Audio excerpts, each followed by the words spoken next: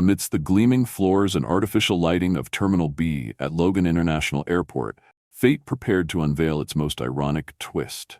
Meet Isabel Contreras, a brilliant corporate strategist disguised in a janitor's uniform. Tonight, she would teach the arrogant crew of Aurora Airways a lesson they would never forget. Because in the world of business, appearances can be dangerously deceiving. Moving quietly through the first-class cabin of the Boeing 787, Isabel's sharp eyes absorbed every detail.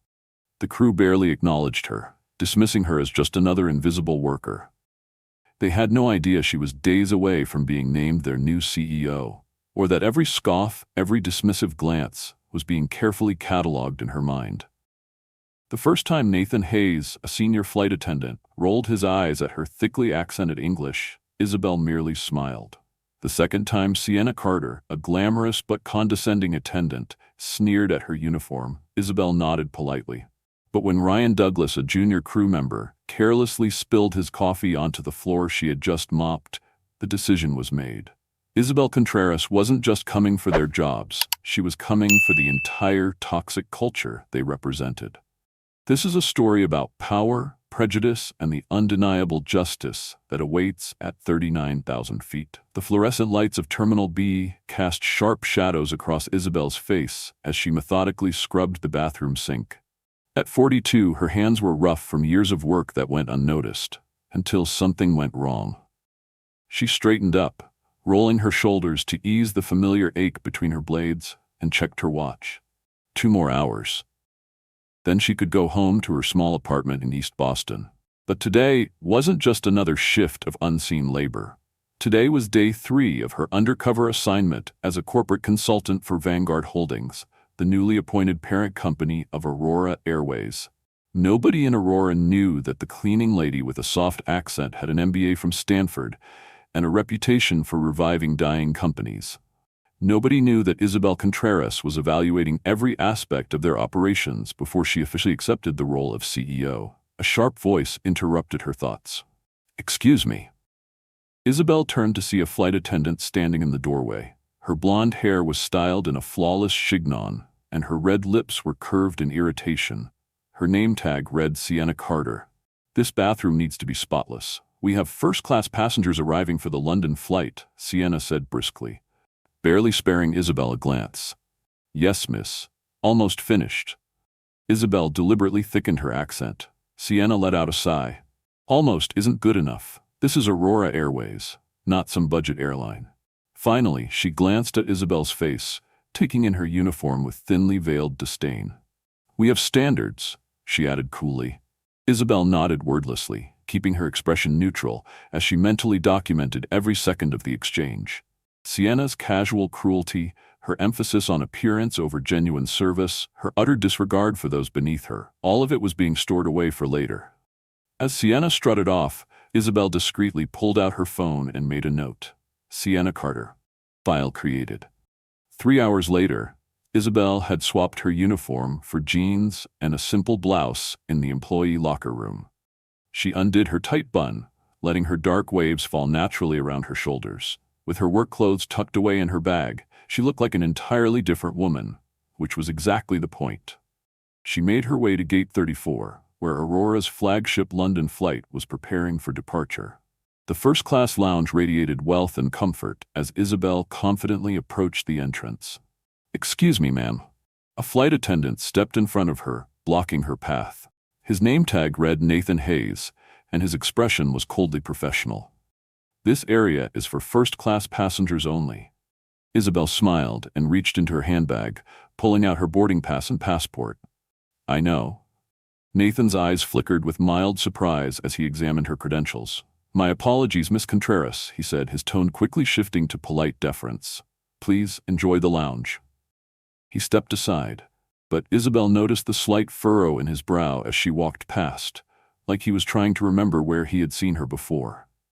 Inside, Isabel selected a seat with a clear view of both the boarding gate and the staff area.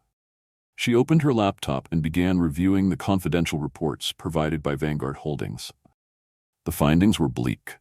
Aurora Airways had been hemorrhaging money for years, while its executives collected enormous bonuses. Customer satisfaction had plummeted. Employee turnover was at an all-time high. Beneath the sleek marketing campaigns and polished uniforms, Aurora wasn't just struggling. It was on the verge of collapse.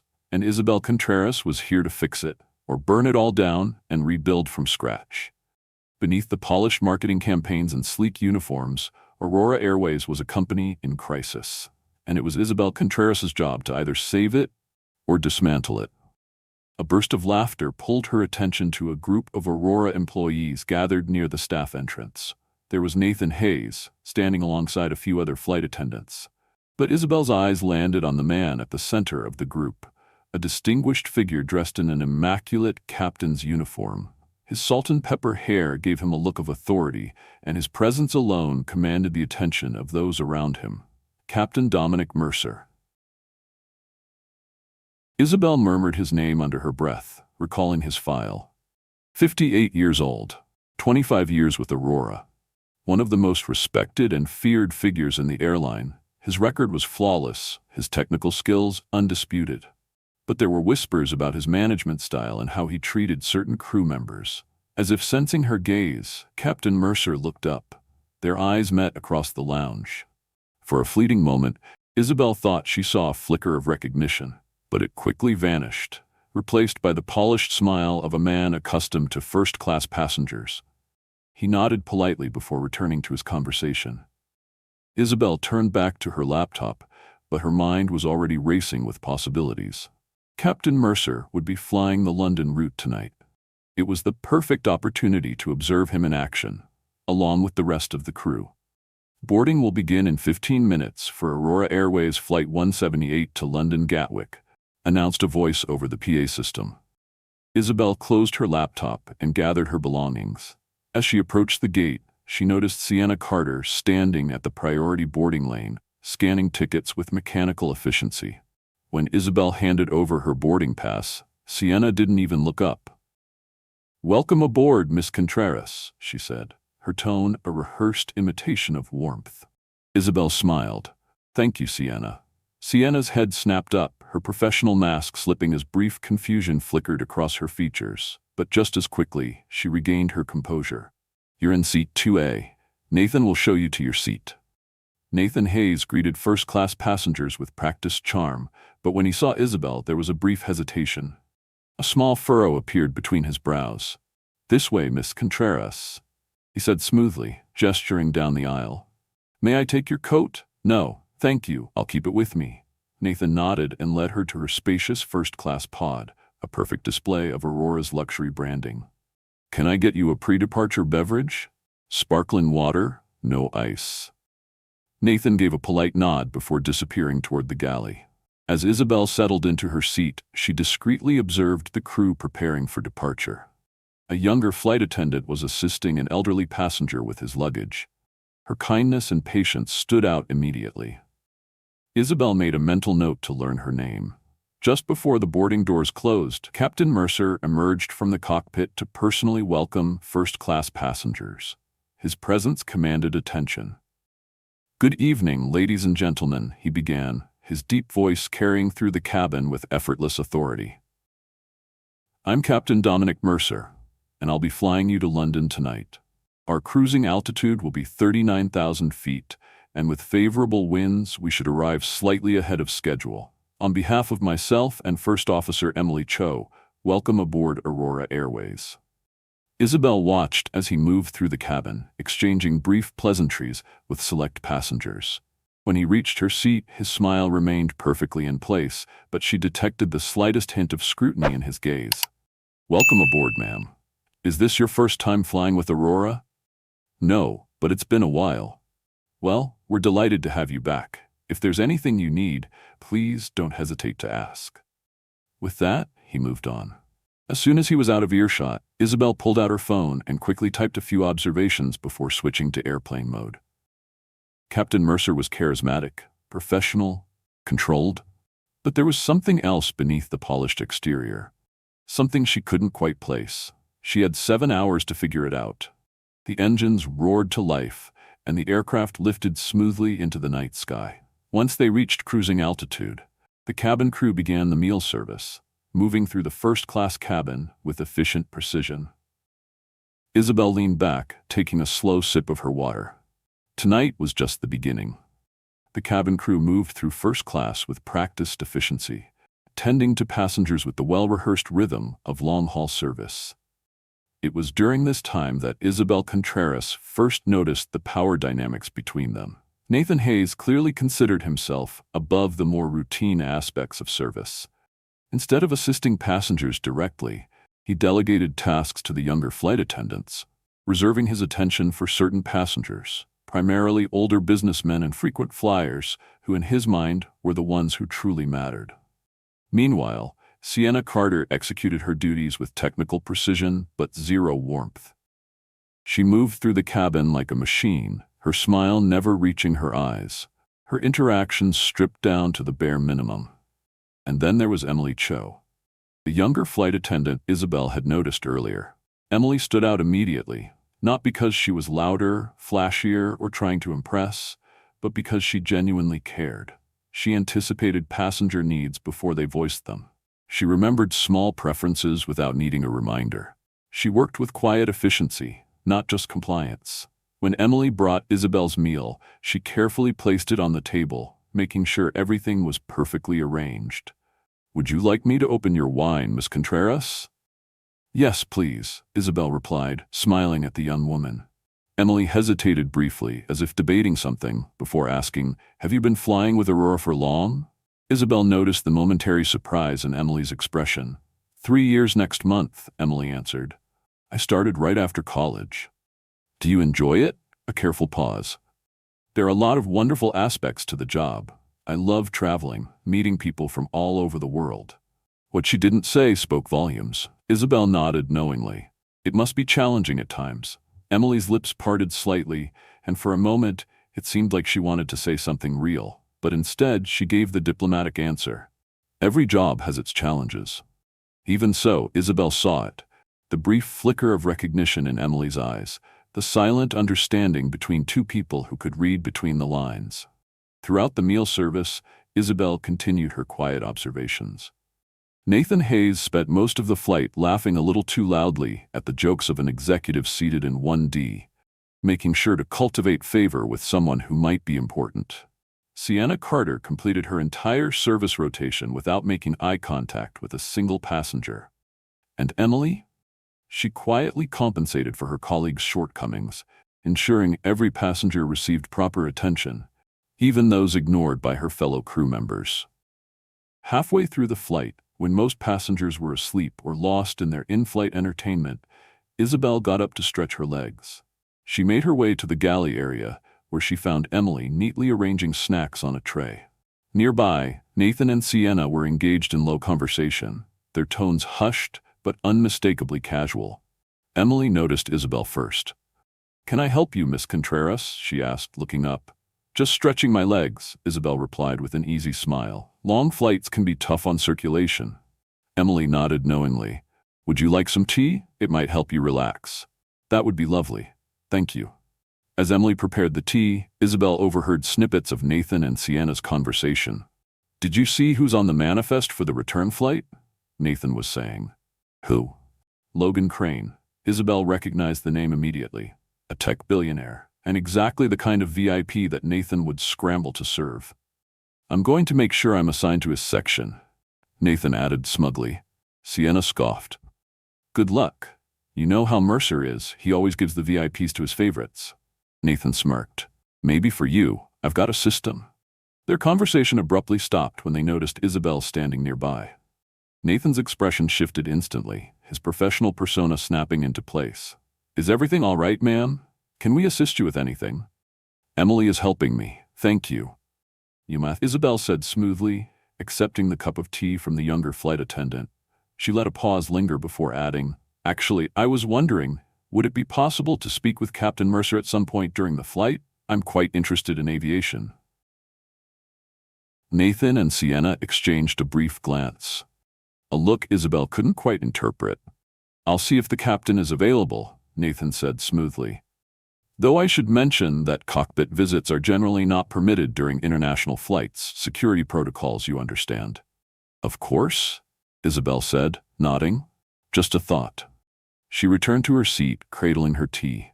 The brief interaction had been revealing. There was an undeniable hierarchy among the crew. Captain Mercer sat at the top, his authority unquestioned. But beneath that, there were alliances and tensions, favoritism and resentment that shaped the workplace dynamics. Back in her first-class pod, Isabel pulled out her notebook, jotting down observations in the shorthand system she had perfected over the years. To anyone glancing over, it would look like casual notes. In reality, it was a systematic evaluation of Aurora Airways' workforce. 2 hours before landing, as the cabin lights gradually brightened to simulate dawn, Isabel was caught off guard when Captain Mercer himself appeared at her seat. He spoke quietly, careful not to wake the sleeping passengers around her. "Miss Contreras," he said, his voice low yet authoritative. "I understand you expressed an interest in aviation. While cockpit visits are restricted, I'd be happy to answer any questions you might have." Isabel smiled. This was an unexpected development. "That's very kind of you, Captain," she replied. She had been watching him all night. Now it was time to hear what he had to say. Isabel smiled genuinely, surprised by this unexpected gesture. "That's very kind of you, Captain. Perhaps after we land?" "Of course." Captain Dominic Mercer handed her a business card. "If you have time before your connecting flight or return journey, my contact information is there. I'd be happy to arrange a tour of the flight deck while we're on the ground." As he walked away, Isabel turned the card over.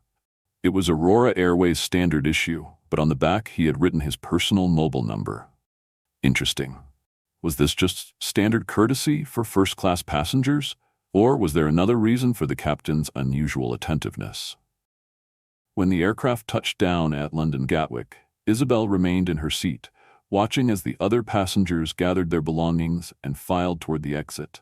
She observed Nathan Hayes suddenly turning on the charm, offering an over-the-top farewell to the corporate executive in seat 1D.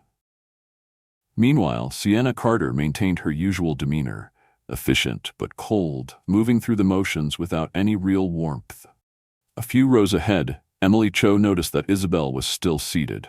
She approached with genuine concern. "Do you need any assistance, Miss Contreras? Do you have a connecting flight?" "No, thank you, Emily." Isabel smiled. "I'm in no rush. London is my final destination for now." Emily returned the smile, and for a moment, Isabel thought she might say something more personal.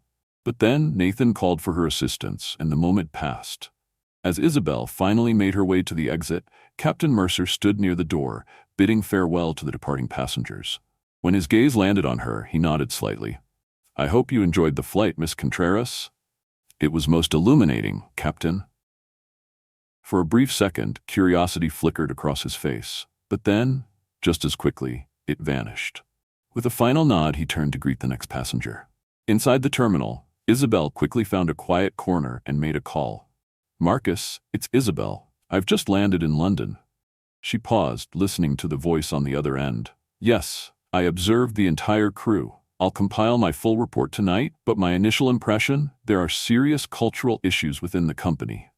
Another pause. No one recognized me from the cleaning crew. I'll be on the return flight the day after tomorrow, as a regular passenger again." She chuckled at something Marcus said. "Don't worry. I'm not just building a case for terminations. I've already identified at least one employee with real potential. Yes, I'll call you tomorrow with more details." As Isabel ended the call, she was unaware that a few feet away, Emily Cho stood watching her, a thoughtful expression on her face. The London rain fell in a gentle mist as Isabel emerged from her hotel the following morning. She had spent most of the night compiling observations and reviewing Aurora's internal documentation. The picture that emerged was troubling, but unsurprising. A once great airline was slowly suffocating under the weight of mismanagement, favoritism, and a toxic workplace culture. Hailing a taxi, Isabel headed toward Aurora Airways' London office. Though her primary focus was on evaluating the flight crews, today she wanted to get a sense of the corporate side as well. Aurora's acquisition by Vanguard Holdings had been kept strictly confidential, with only a handful of senior executives aware that a major restructuring was imminent. This allowed Isabel to move through the company's departments without arousing suspicion. Today, she had adopted yet another persona. Gone was the invisible cleaning lady. Gone was the unremarkable first-class passenger. Today, Isabel Contreras was every bit the high-powered executive she truly was. Dressed in a sharp, tailored suit, her hair styled in a sleek updo, and her demeanor radiating authority, she walked into Aurora's gleaming London headquarters. Approaching the reception desk, she presented her credentials, identifying herself as a consultant from Vanguard Holdings. The receptionist, initially suspicious, quickly became deferential once Isabel's documentation was verified.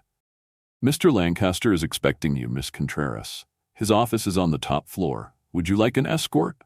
"No, thank you. I'll find my way." Isabel offered a polite smile and headed toward the elevators. William Lancaster, Aurora's UK operations director, was one of the few executives who knew about the acquisition and about Isabel's true role. As she entered his spacious corner office, he rose to greet her. His expression was a mixture of respect and apprehension. "Miss Contreras, welcome to London," he said, extending his hand.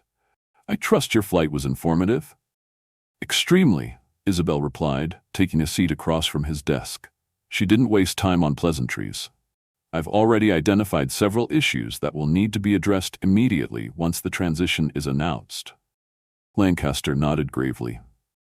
"I've been trying to sound the alarm about our company culture for years," he admitted, "but Berlin never wants to hear it." Berlin, the headquarters of Aurora's current CEO, Matthias Kirsch. "They're too focused on cost-cutting and short-term profits," Lancaster continued. Isabel opened her laptop, her expression unwavering. "That's about to change." She glanced at the screen. "I need to review the personnel files for several employees, starting with Captain Dominic Mercer." Lancaster raised an eyebrow. "Mercer? He's one of our most senior pilots. Impeccable safety record, highly respected." Isabel noted his hesitation. "And?" she prompted. Lancaster sighed. "There have been complaints, nothing serious enough to warrant formal action, especially given his seniority and technical expertise." "But there's a pattern, isn't there?" Isabel pressed. Lancaster hesitated before nodding. "Favoritism, intimidation of junior staff. He's built an inner circle. Certain crew members get preferential treatment, while others are marginalized." Lancaster exhaled. "The problem is, he's technically perfect. His flights run like clockwork, his safety record is flawless, and our premium passengers love him. Management has always valued those factors over interpersonal issues." Isabel made notes. "And what about Nathan Hayes and Sienna Carter?" Lancaster pulled up their files on his computer. "They're both part of Mercer's usual crew. Hayes has been with us 8 years, Carter for 6. Both have received multiple commendations for customer service." He paused again. "Though?" Isabel prompted. Lancaster exhaled. "There have been complaints from their colleagues.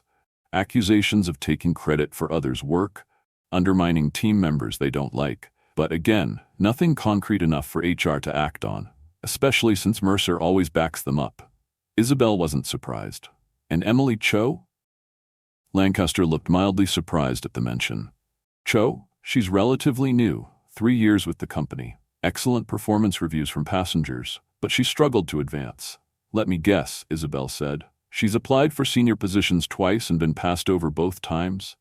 Lancaster's expression tightened slightly before he nodded.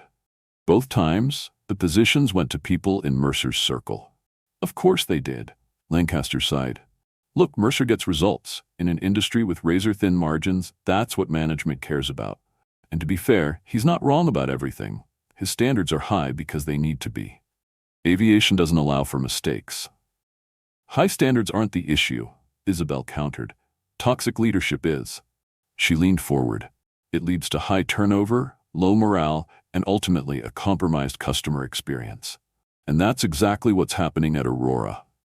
She flipped to another screen on her laptop. "Your customer satisfaction ratings have been declining for 3 consecutive years." The rest of the meeting focused on reviewing operational data and discussing the specific challenges within the London office. By the time Isabel left Lancaster's office, it was mid-afternoon, and she had an even clearer picture of Aurora's systemic issues. As she waited for the elevator, her phone buzzed with a text message from an unknown number. "Miss Contreras, this is Captain Mercer.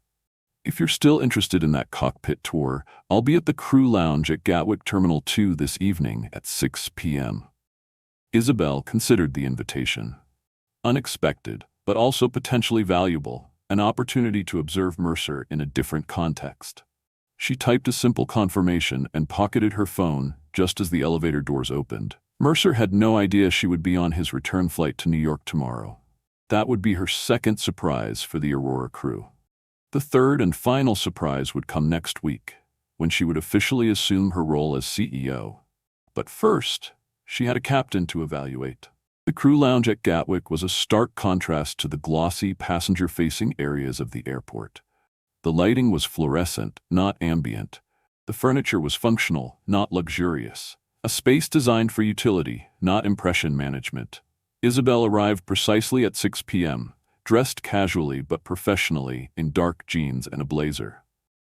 Captain Mercer was already there, still in his uniform but with the jacket unbuttoned and his tie loosened slightly, the universal signal of an officer off duty but still in command. He stood when he saw her, extending a hand. "Miss Contreras, thank you for coming. I thought perhaps you'd be too busy with sightseeing to accept my invitation." Isabel shook his hand firmly. "I always make time for opportunities to learn, Captain." Mercer's eyes flickered with interest. "Oh? Besides," Isabel added, "I'm actually here on business, not pleasure." That got his attention. He tilted his head slightly. "And what line of work are you in, if you don't mind me asking?" Isabel smiled slightly, offering the truth, but not the full truth. "Corporate consulting." Mercer nodded appreciatively. "The business equivalent of what I do. You navigate companies through turbulence. I navigate planes." Isabel let out a small chuckle. "Something like that, though I imagine your job involves more immediate consequences for mistakes." Mercer leaned back slightly, his expression thoughtful. "True, but I suspect the damage from poor corporate decisions accumulates over time in its own way." Isabel studied him carefully. Mercer was intelligent, self-aware, but also deeply convinced that his way was the right way. She had seen this type before.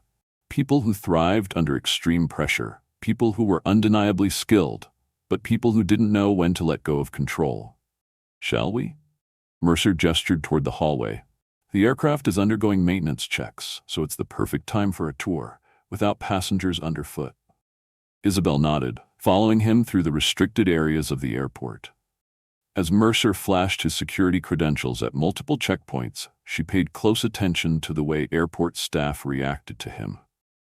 Their deference was clear, but there was also something else. A hint of anxiety, a sense of rigid discipline rather than respect. "Interesting," Mercer continued, unaware of her observations. "I've been flying for over 30 years. Started with propeller planes, if you can believe it. The technology has changed beyond recognition, but the fundamentals remain the same." "And what are those?" Isabel asked. Mercer smiled slightly. "Physics, precision, and discipline." Isabel's expression remained neutral. She had no doubt about his technical ability. But his leadership ability? That remained to be seen. And by the time she boarded his return flight tomorrow, she intended to have her answer. Isabel smiled at the comparison. "Something like that," she said. "Though I imagine your job involves more immediate consequences for mistakes." Mercer gave a small chuckle. "True, but I suspect the damage from poor corporate decisions accumulates over time in its own way." He gestured toward a hallway. "Shall we?" "The aircraft is undergoing maintenance checks, a perfect time for a tour without passengers underfoot." As they walked through the restricted areas of the airport, Mercer flashed his security credentials to bypass multiple checkpoints. Isabel took note of how airport staff reacted to him. It wasn't just professional respect, it was deference bordering on anxiety. Telling. "I've been flying for over 30 years, Mercer said as they approached the aircraft, a Boeing 787, identical to the one Isabel had flown in on. Started with propeller planes, if you can believe it. The technology has changed beyond recognition, but the fundamentals remain the same." He paused before reciting them. "Physics, precision, and discipline." Inside the cockpit, Isabel was genuinely impressed by the array of instruments and controls. Mercer took the captain's seat, clearly in his element. He began explaining the various systems with passion and expertise. "This is the flight management system," he said, pointing to one of the many screens. "It's essentially the aircraft's brain." He gestured toward the controls. "And these are the primary flight controls. The yoke controls pitch and roll, while the rudder pedals manage yaw. Isabel listened attentively, asking just enough questions to reveal her intelligence, without exposing her true level of knowledge about the airline industry. Mercer thrived in the conversation, clearly enjoying the opportunity to share his expertise. "You know," he said, leaning back, "most passengers have no idea what goes into keeping them safe at 39,000 feet. His voice took on a frustrated edge. They see turbulence as a momentary inconvenience rather than a complex aerodynamic phenomenon. They complain about delays without understanding the intricate dance of regulatory compliance, weather patterns, and mechanical precision that makes commercial aviation the safest form of transportation in history." There it was. The resentment that often develops in professionals whose critical work goes unappreciated. "It must be frustrating," Isabel said carefully, "to bear such enormous responsibility while receiving so little understanding from the public." Mercer glanced at her, seeming to reassess her. "Exactly," he said. "That's why I have very little patience for incompetence or mediocrity in my crew. At 39,000 feet, there's no room for error, no second chances." His voice hardened. "Every single person on my aircraft, from the first officer to the most junior flight attendant, needs to meet my standards. Not Aurora's standards, mine." And there it was, the fundamental flaw in Mercer's leadership philosophy. His authority as captain was legitimate, but he had conflated that authority with ownership of the entire operation. His technical excellence had convinced him that his judgment was infallible, not just in flight operations, but in every aspect of the airline. "That must be challenging in today's corporate environment," Isabel said, prompting him further. "Companies tend to prioritize standardization over individual leadership styles." Mercer snorted dismissively. "Aurora's management sits in offices, pushing paper, creating policies that look good to shareholders but make no sense in practical application. I've been keeping this airline running safely for decades, despite their interference, not because of their support." Isabel tilted her head. "How do they respond to your standards?" Mercer's expression hardened further. "The good ones rise to the challenge," he said firmly. "They appreciate working with a captain who demands excellence, because it makes them excellent too." He shrugged. "The others? They can transfer to other flights, or find another airline. I don't have time or patience for hand-holding." Isabel nodded thoughtfully. There was truth in what he said. High standards were essential in aviation. But Mercer's approach had created a toxic environment, one where fear and favoritism had replaced genuine excellence and teamwork. After the cockpit tour, Mercer surprised her. "Let's continue this conversation over dinner," he suggested. "There's a decent restaurant in Terminal 5. Nothing fancy, but the food is better than what they serve on board, even in first class." For the first time, he smiled. It softened his features, making him appear more approachable. Isabel agreed, seeing an opportunity to observe him in yet another context. Their conversation gradually shifted from aviation to more personal topics. "So, Miss Contreras," Mercer said, sipping his sparkling water. Isabel noted that he had declined wine, explaining that he never drank within 24 hours of a flight, despite regulations only requiring 8. "If I may, what made you choose corporate consulting as a career?" Isabel smiled slightly, choosing her words carefully. "I've always been fascinated by how organizations function, or fail," Isabel replied. "The dynamics between people, the systems that either enable success or obstruct it. And most of all, I enjoy solving complex problems." Mercer nodded. "As do I," he said, "though in my world, the problems tend to have clearer solutions.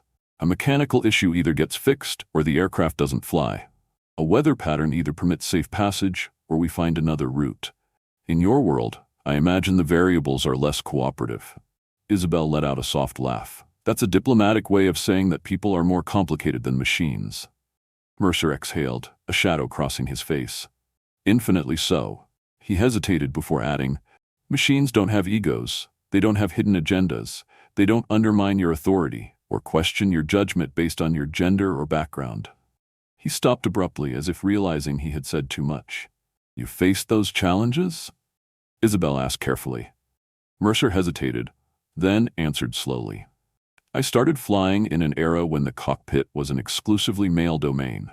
When women began entering the profession, I'll admit I was skeptical. But I learned quickly that skill has nothing to do with gender. My current first officer, Emily Cho, is one of the finest pilots I've ever worked with. And yet, Isabel said, watching him, you still face resistance to your authority?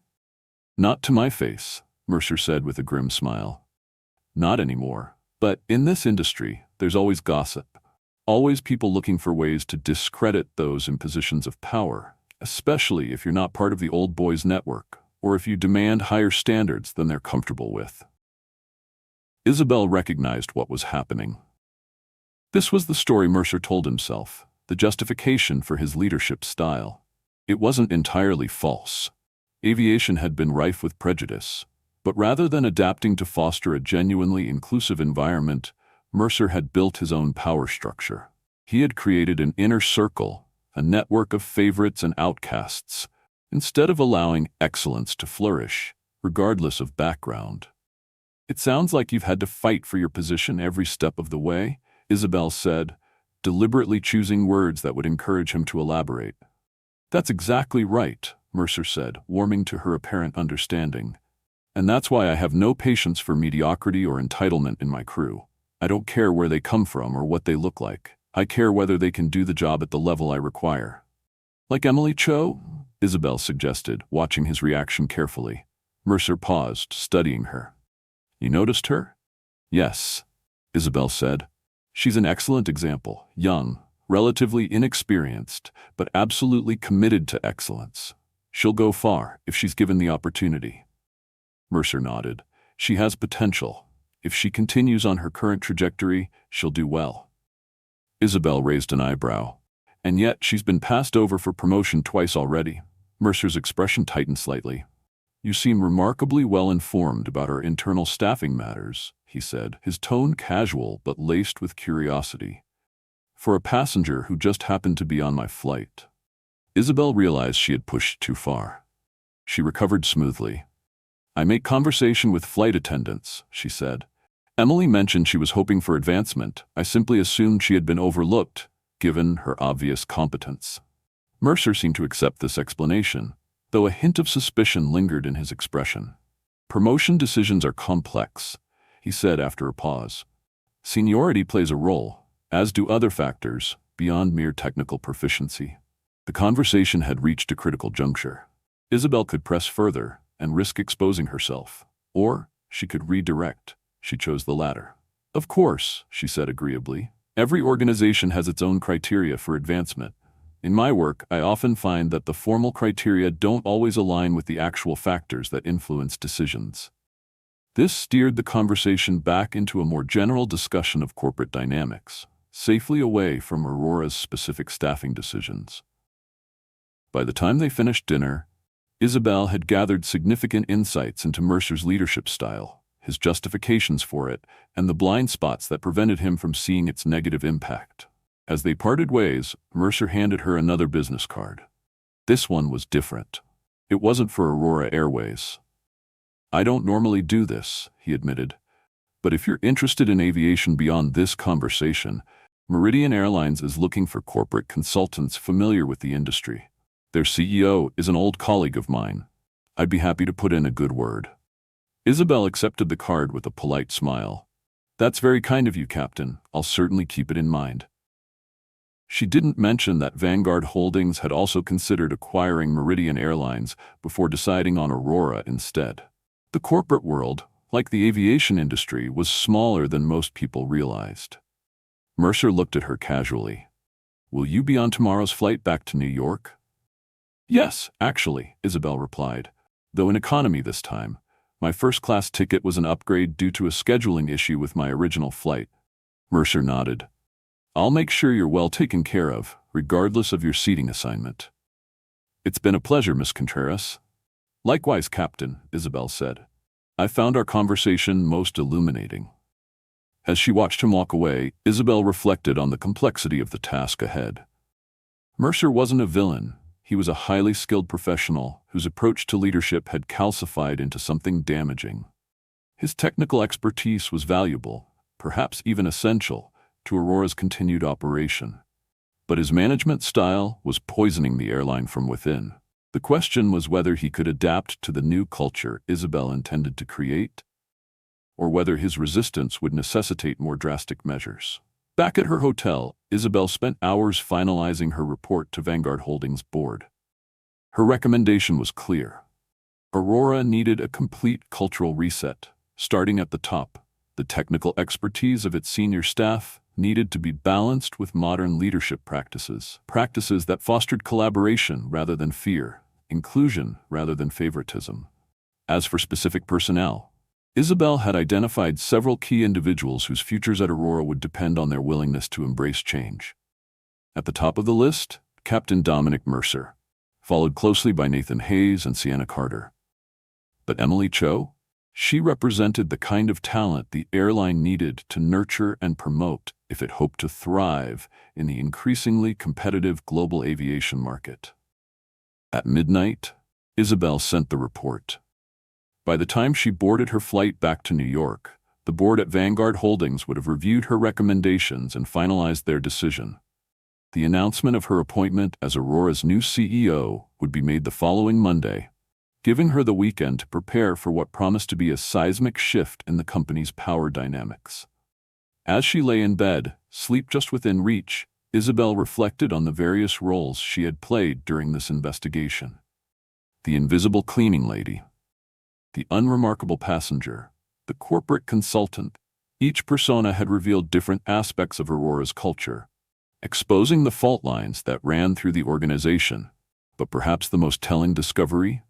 The way people treated her had changed dramatically based solely on their perception of her status. That, more than anything else, confirmed the need for fundamental change. The return flight departed on schedule. Isabel was seated in economy class, as she had told Mercer. But true to his word, he had arranged for her to receive special attention. An upgrade to premium economy, a personal welcome note, frequent check-ins from the cabin crew. What Mercer didn't know was that Isabel had deliberately chosen a seat that allowed her to observe Nathan Hayes and Sienna Carter interacting with economy passengers. The results were damning. Nathan moved through the economy cabin with barely concealed impatience. His responses to passenger requests were curt and dismissive. Sienna was slightly more professional, but no warmer. She performed her duties with robotic efficiency, offering none of the personal touches she reserved for first-class passengers. And Emily? She maintained the same level of service excellence, regardless of which cabin she was assigned to. She remembered passengers' names. She anticipated their needs. She fulfilled requests with genuine care, rather than grudging compliance. At one point during the flight, Isabel witnessed the perfect example of what was wrong with Aurora's culture. An elderly woman of South Asian descent asked Nathan for assistance with her meal. She explained, in accented English, that she had dietary restrictions that weren't accommodated by the standard offerings. Nathan's response was polite on the surface, but his tone was laced with condescension. "I'm sorry, ma'am, but meal selections needed to be made at the time of booking. There's nothing I can do at this point." The woman tried to explain again, her distress evident. But Nathan had already moved on to the next row. Isabel watched as the woman sat back, resigned and hungry, her dignity wounded by the casual dismissal. 10 minutes later, Emily Cho passed through the same section. She immediately noticed the untouched meal and paused to inquire. After a brief conversation with the elderly passenger, Emily disappeared into the galley. She returned shortly after, carrying an alternative meal option that met the woman's dietary needs. "We always keep a few special meals in reserve for situations like this," Emily explained kindly. "Please enjoy, and let me know if you need anything else." The gratitude on the elderly woman's face spoke volumes, as did the whispered blessing she offered Emily in her native language. A small moment of human connection, in an industry that too often prioritized efficiency over empathy. Isabel took detailed notes. By the time the plane touched down in New York, she knew exactly what needed to happen next. The blessing the elderly woman whispered to Emily Cho in her native language was a small but powerful moment. Amid the mechanized process of modern air travel, it was a reminder of what truly mattered. The kind of human connection that built customer loyalty and positive word of mouth, something Aurora desperately needed. Isabel took detailed notes on her phone, adding to the already substantial documentation she had compiled. By the time the aircraft began its descent into Logan International Airport, her evaluation of Aurora's crew was complete, and her strategy for addressing the airline's cultural problems had taken clear shape. As passengers disembarked, Captain Mercer stood at the cockpit door, nodding as Isabel passed. "I hope the flight met your expectations, Miss Contreras." "It was most educational," Isabel replied with a smile. "Thank you for your hospitality." Mercer seemed pleased by her response. "The aviation industry needs more observant passengers like yourself." "Perhaps our paths will cross again," he added. Isabel's smile didn't falter. "I'm certain they will." The double meaning of her words was known only to her, and sooner than he expected. The weekend passed in a flurry of preparations. On Saturday, Isabel met with Vanguard Holdings board to finalize the announcement of her appointment and the subsequent restructuring plan. On Sunday, she participated in conference calls with key stakeholders who would support the transition, including William Lancaster from the London office. By Monday morning, everything was in place. Isabel dressed with particular care. She chose a power suit that conveyed authority without ostentation. Today, she would step into her role as CEO of Aurora Airways, and the mask of the cleaning lady would be permanently set aside. But not forgotten. The lessons learned in that role would inform every decision she made going forward. Aurora Airways' headquarters in New York occupied 3 floors of a gleaming midtown skyscraper. Isabel arrived at 7:30 a.m., well before the 9 a.m. all-staff meeting that had been called to announce the leadership change. This gave her time to meet with the current executive team, most of whom would be retained, but with adjusted responsibilities. At 8:45 a.m., employees began filing into the largest conference room, which had been expanded to accommodate headquarters staff. Video conferencing equipment had been set up to include senior staff from international offices, including London. The mood was tense. Rumors of a major announcement had been circulating since the meeting was called on Friday afternoon. At precisely 9 a.m., Marcus Delgado, chairman of Vanguard Holdings, stepped to the podium. His presence confirmed the whispers that had been growing louder all weekend. Aurora had indeed been acquired. "Good morning," Marcus began, his deep voice commanding immediate attention. "For those who don't know me, I am Marcus Delgado, chairman of Vanguard Holdings.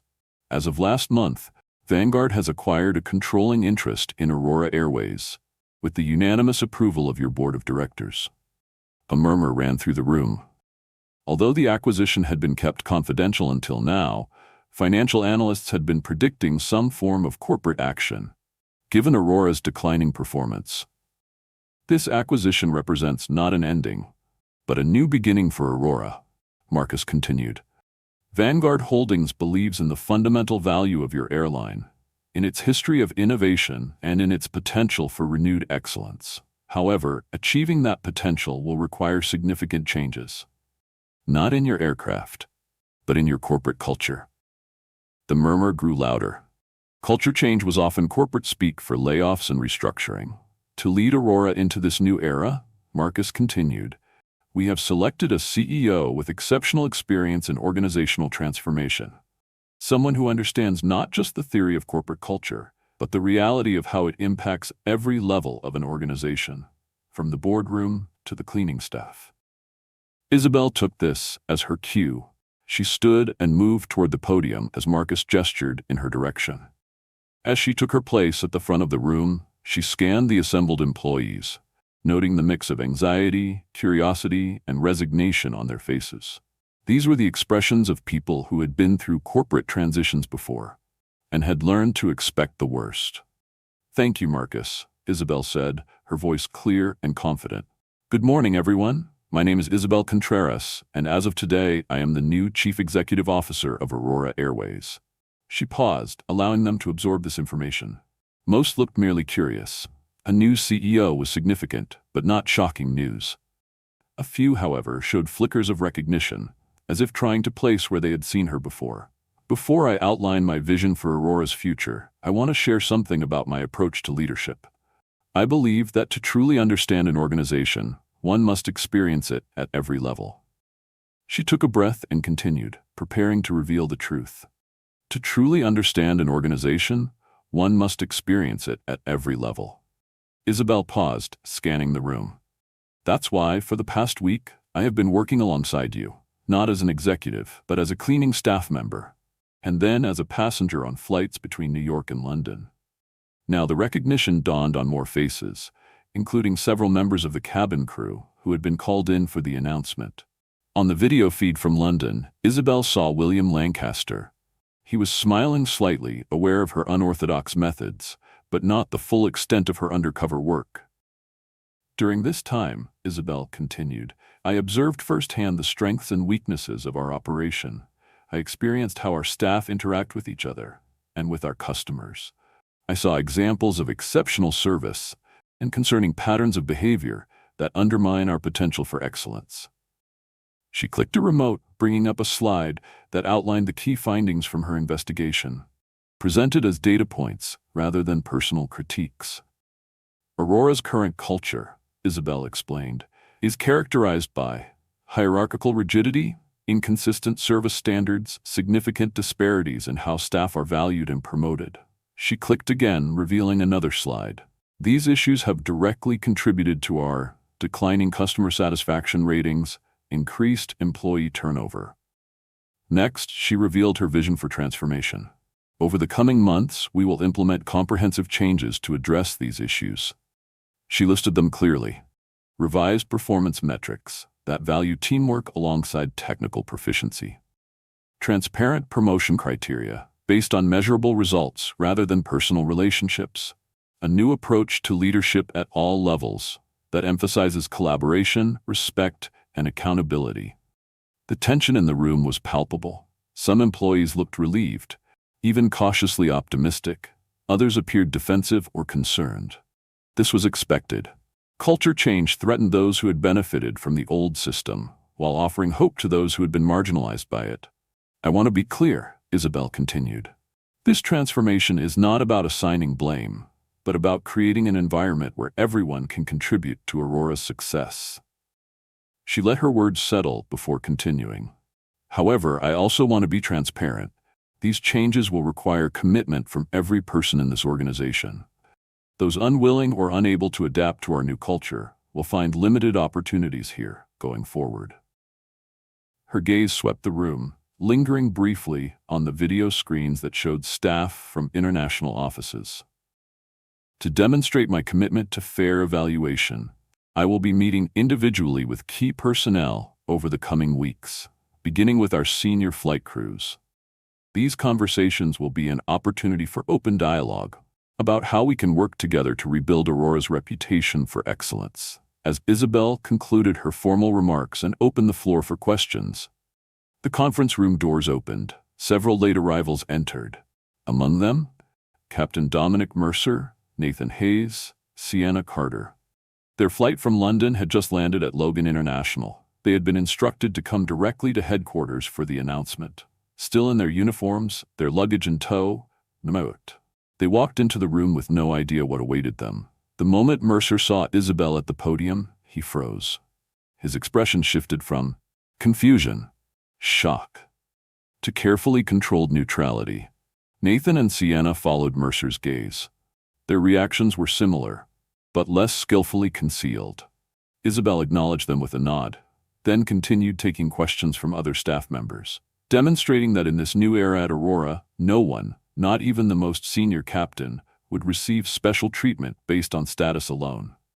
When the meeting concluded 30 minutes later, Isabel approached the trio directly. She extended her hand to Mercer. Captain, thank you for coming. I believe we have a meeting scheduled for tomorrow to discuss your role in Aurora's future.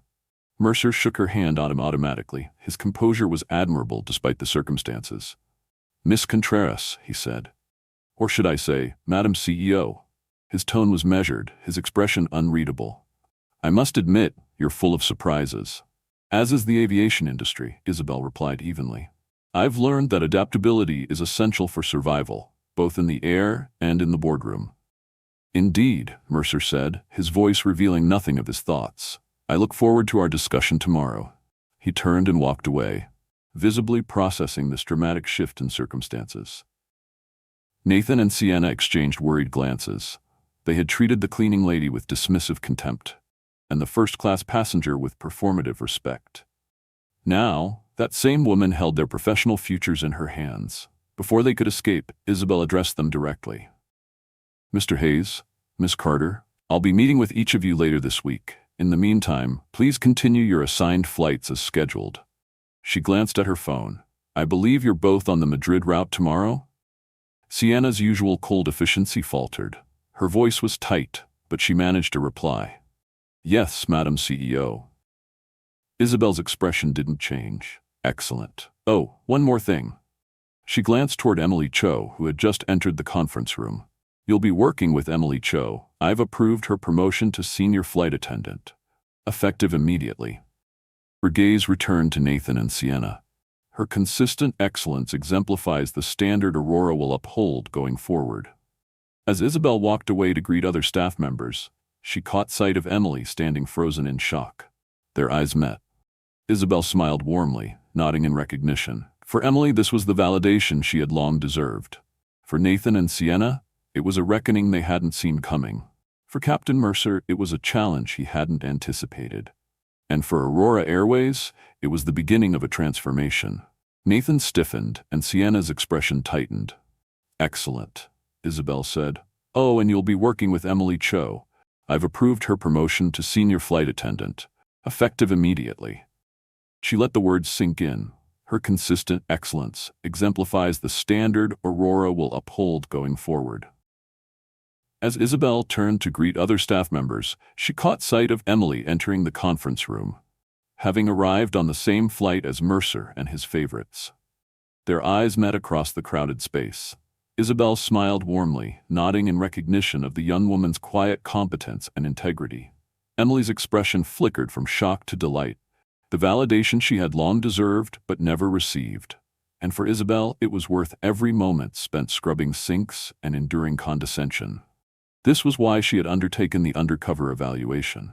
Not just to identify problems, but to recognize unacknowledged excellence, to elevate those who embodied the values Aurora needed to thrive. The real work of transformation was just beginning. There would be resistance, setbacks, and difficult decisions ahead. Some employees, including perhaps Captain Mercer, might choose to leave rather than adapt. Others would embrace the changes, seeing opportunities where before they had seen only obstacles. But today, in this moment, Isabel had achieved her first objective. She had shattered the complacency of those who had abused their power, while offering hope to those who had been denied recognition for far too long. As the newly appointed CEO moved through the room, engaging with employees at all levels with the same attentive respect, the message was clear to everyone present at Aurora Airways. Appearances had indeed been devastatingly deceptive. But those days were over. From now on, actions would speak louder than titles, and excellence would be measured not by who you knew, but by how you performed. For Captain Dominic Mercer, Nathan Hayes, and Sienna Carter, this reckoning had come in the form of the cleaning lady they had ignored, now transformed into the boss they couldn't escape. For Emily Cho and countless others like her, it had arrived as the validation they had long deserved, but never received. And for Aurora Airways itself, Isabel's appointment marked the beginning of a journey toward authentic excellence, the kind that no amount of glossy marketing could fake, the kind that began with respect, flourished through accountability, and resulted in the kind of service that turned first-time passengers into lifelong customers. The cleaning lady had indeed become the boss, and in doing so, she had cleaned house, not just in a corporate restructuring sense, but in a way that transcended mere policy changes. She had reminded everyone at Aurora of a fundamental truth, one too often forgotten in hierarchical organizations, that the measure of a person lay not in their title or uniform, but in their actions and character.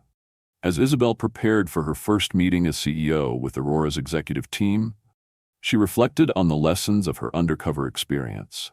The airline industry, like so many others, was ultimately about people. Those who operated the aircraft, those who serviced them, and those who traveled within them.